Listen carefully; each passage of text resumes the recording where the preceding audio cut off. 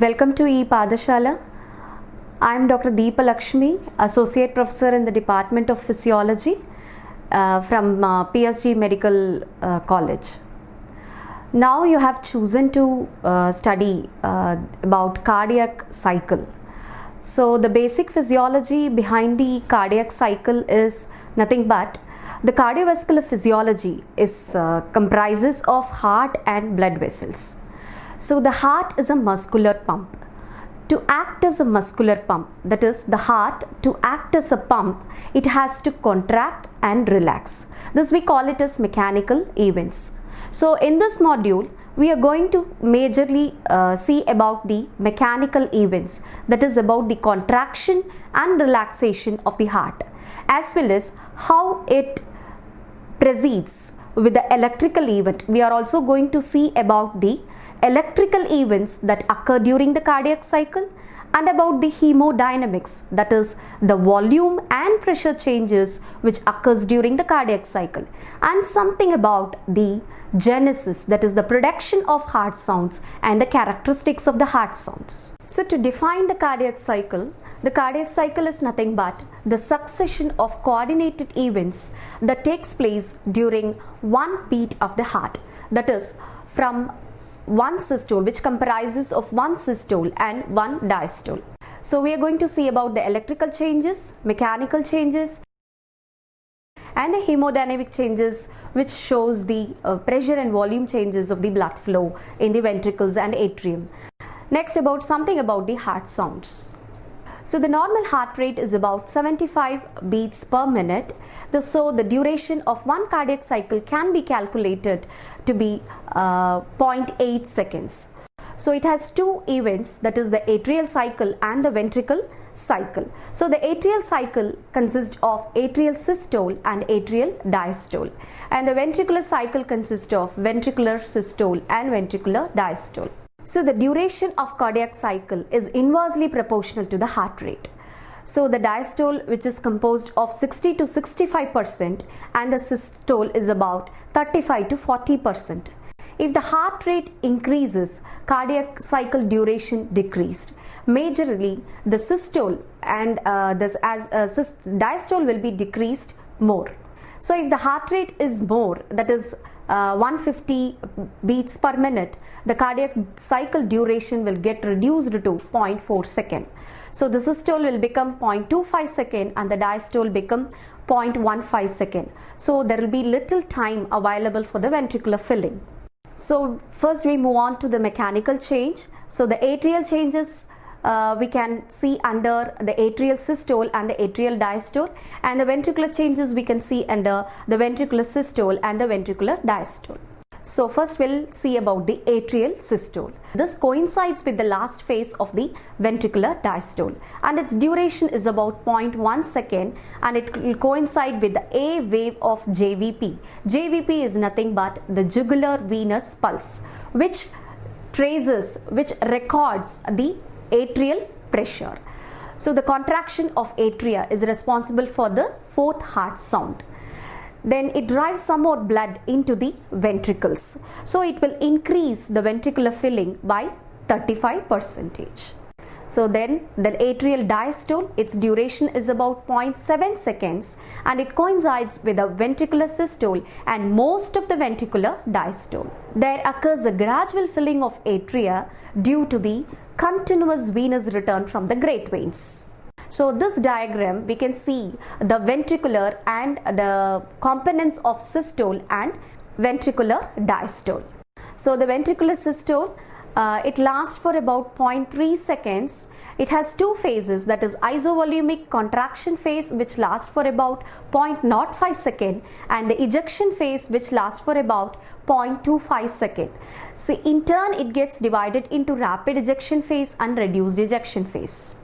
Before the starting of the isovolumic contraction state, semilunar valves get closed and AV valves are yet to open.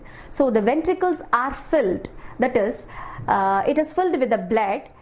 We call it as end diastolic volume, that is about 120 to 140 ml, which will increase the intraventricular pressure, which is more than the atria. So the AV valves will close. So this closure of atrioventricular valve is responsible for the first heart sound. Here it is called as isovolumic contraction phase because there is no change in the volume. Ventricles will act as a closed chamber. So the intraventricular pressure rises, it causes bulging of the AV valves into the atria, which causes a sharp increase in the intraatrial pressure. So which coincides with the C wave of jugular venous tracing. So in the ejection phase, further increase in the intraventricular pressure is noted, which is more than 80 mm mercury, that is the diastolic pressure of aorta, and more than 10 mm mercury, which is the diastolic pressure of pulmonary arteries. Here, this increase in the intraventricular pressure forces the semilunar valves to open. So the blood will flow into the arteries from the ventricles. Next comes the ejection phase, which lasts for about 0.25 seconds. Here the maximal ejection takes place for 0.1 second because of the high pressure gradient which exists between the ventricles and the aorta and pulmonary arteries. Then the reduced ejection phase lasts for about 0.15 seconds because of the decreased pressure gradient. So the stroke volume is nothing but the volume of blood ejected per beat from the ventricles, which is about 70 ml, and the end systolic volume is nothing but the volume of blood that is present at the end of the systole, which is about 40 to 50 ml. So end diastolic volume minus stroke volume will give you the end systolic volume, which is about 120 minus 70, that is 50 ml. Then comes the ventricular diastole, which lasts about for about 0.5 seconds. Here it is divided into the phases like protodiastolic phase, which is about 0.04 second, then isovolumic relaxation phase, which is about 0.06 seconds, and rapid inflow phase, diastasis, and the atrial systolic phase. So the protodiastolic phase, the duration is about 0.04 second. Here the ventricle relaxes, so the intraventricular pressure decreases. So the decreases below the pressure in the aorta and pulmonary artery. This causes the blood to flow back from the aorta and pulmonary arteries. So this causes the closure of semilunar valves, which is responsible for the second heart sound, which is denoted by the diacrotic notch in the downslope of the aortic pressure curve.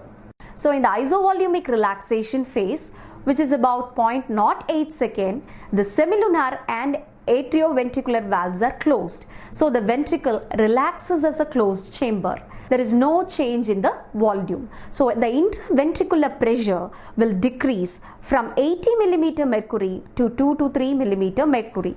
Then the AV valves open here, which is denoted by V wave in the atrial tracing of jugular venous pulse. Next comes the rapid inflow phase, so which lasts for about 0.11 second. Here also there will be decrease in the intraventricular pressure, which is less than that of the intraatrial pressure. So here the AV valves open and the blood flows from the atria into the ventricles. This is responsible for the third heart sound. Next comes the diastasis phase, which is about 0.19 second. Here the pressure in atria and ventricles reduces slowly. So the blood from the atria to the ventricles flow at a low rate, that is stasis will occur. So the duration of stasis is variable. So that next comes the last rapid filling phase, which coincides with the atrial systole, and it pushes the extra 25% of the blood into the ventricles. So again we can see the systolic and diastolic components of the cardiac cycle. So we'll move on to the hemodynamic changes, that is the pressure and volume changes in the atria and ventricles during the cardiac cycle. So this can be learnt with the help of intraatrial pressure curve, intraventricular pressure curve, aortic pressure curve, and ventricular volume curve. So the pressure changes in the atria is reflected in the veins near the heart, that is the internal jugular vein. So the jugular phlebogram, that is JVP, will help you to understand the intraatrial pressure changes. So you can see here during the atrial systole, the AB segment denotes the atrial systole, where there is increase in the intraventricular pressure. Then next comes the BC segment. The point B denotes the closure of AV valves. So the BC segment denotes the isovolumic contraction phase.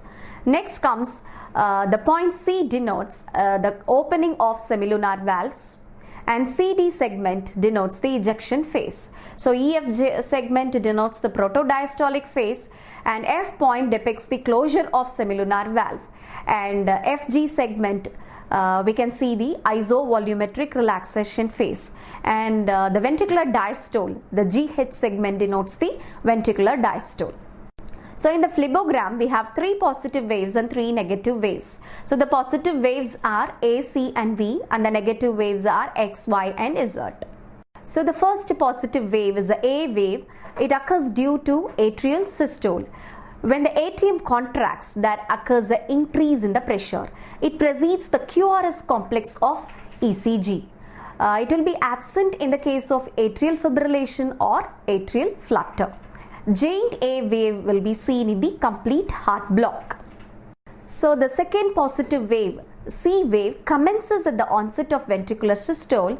Here the AV ring bulges into the atria. It occurs during the isovolumic contraction phase, and it causes a rise in the atrial pressure, which is denoted by the upstroke in the phlebogram.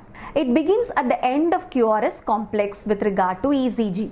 Giant C wave will be seen in the case of tricuspid insufficiency. Next, we'll see about the negative waves.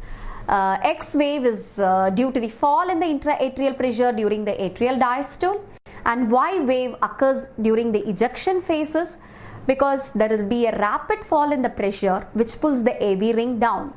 And Z wave is due to the fall in the intraatrial pressure when the AV valves open. Next comes the third positive wave, that is V wave. It occurs during the isovolumic relaxation phase, filling of atria when the AV valves are closed. So it occurs after T wave of ECG. So this helps you to differentiate the atrial and ventricular premature beats. So this picture depicts the aortic pressure changes. The point 1 denotes the semilunar valves are opened, and the 2 marking notes the maximum ejection phase, and from 2 to 3 it shows the reduced ejection phase, and 3 will show you the start of ventricular diastole, and the 4th point shows the closure of semilunar valve, and the 5th point, that is, it is marked as a small positive wave which is called incisura. So this diagram shows the ventricular volume changes. You can see the decrease in the volume in the ventricular systolic phase, and you can see the increase in the volume during ventricular diastolic phase as the ventricles are filled with blood. So this is Wiggers diagram, which summarizes the pressure, volume changes in the ventricles as well as the atrial pressure changes, ECG and the heart sounds. So next we move on to the genesis of heart sounds. We'll see something about some points regarding the characteristics of heart sounds. So the heart sounds, the mainly due to dynamics of the blood flow. So the valvular, vascular and muscular components are responsible for the production of heart sounds. We have 2 audible heart sounds and 4 recordable heart sounds. So these are the 4 areas where we can auscultate the heart sound. So first is the mitral area, which is located in the 5th intercostal space, half an inch medial to the mid-clavicular line. And next one is the tricuspid area, which is located in the 5th intercostal space in the left sternal border. And next one is the aortic area, which is present in the 2nd intercostal space in the right sternal border, and the pulmonary area, which is present in the left sternal border in the 2nd intercostal space. So about the first heart sound, we call it as S1. The character of first heart sound is soft, low pitch, booming in nature, and the duration is longer, from 0.1 to 0.17 second, and its frequency is about 24 to 45 cycles per second. So it is recorded in the phonocardiogram as 7 to 13 waves. So closure of atrioventricular valves is responsible for the first heart sound. Here it is mainly due to the vibrations of the valve cusps and chordae tendineae. It is also due to the blood flow, and the muscular component responsible for the first heart sound is due to the vibrations in the ventricular muscle as it starts to contract. The vascular component being the vibration of the aortic valve. The auscultatory areas are being the apical and tricuspid area. Hear the first heart sound in a better way. It also coincides with the isometric contraction phase and peak of R wave of ECG. In the phlebogram, it coincides with the onset of C wave. First heart sound has two components, mitral and tricuspid component.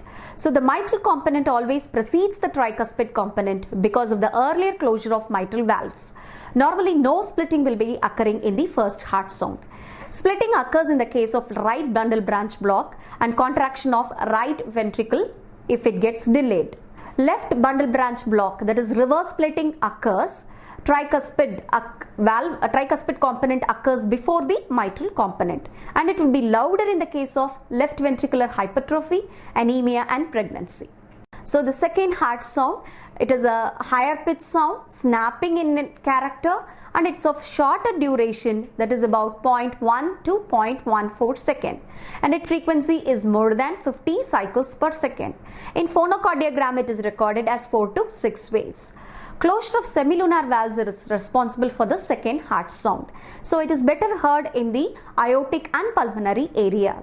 It coincides with the ventricular diastole. It precedes or coincides or it follows the T wave. In phlemogram, it coincides with the ascending limb of the V wave. So it has two components, aortic and pulmonary component. Normally, P2 will be softer than A2. Here the split is wider in the case of right bundle branch block. It is wider and constant in the case of atrial septal defect. So you can see the splitting of second heart sound in this picture. Next we move on to the third heart sound. It is a low intensity sound and its duration is about 0.07 to 0.1 second and it is recorded as 1 to 4 waves in the phonocardiogram. It is a recordable heart sound. It is due to the first rapid ventricular filling phase. Vibrations of the ventricular wall are the two factors responsible for the third heart sound. It's a low pitch sound and it is recorded heart sound. It is frequently heard in the children and thin-walled chest individuals. If it is heard in the adult, in the case of cardiac abnormalities like ventricular hypertrophy, myocardial infarction, heart failure and cardiomyopathy. The fourth heart sound, it is called as physiologic atrial heart sound. It is low intensity and it is recorded as 1 to 2 waves in the phonocardiogram. It occurs due to the last rapid ventricular filling phase, and it is also due to the vibrations of the ventricular wall and the turbulence in the blood flow. It's a low pitched sound, recorded sound. Frequently it is heard in children and thin walled chest individuals. If it heard in the adult, in the case of cardiac abnormalities like myocardial infarction and heart failure. So the phonocardiogram is nothing but the graphic recording of the heart sound. It records the duration, amplitude and frequency of vibrations of the heart sound.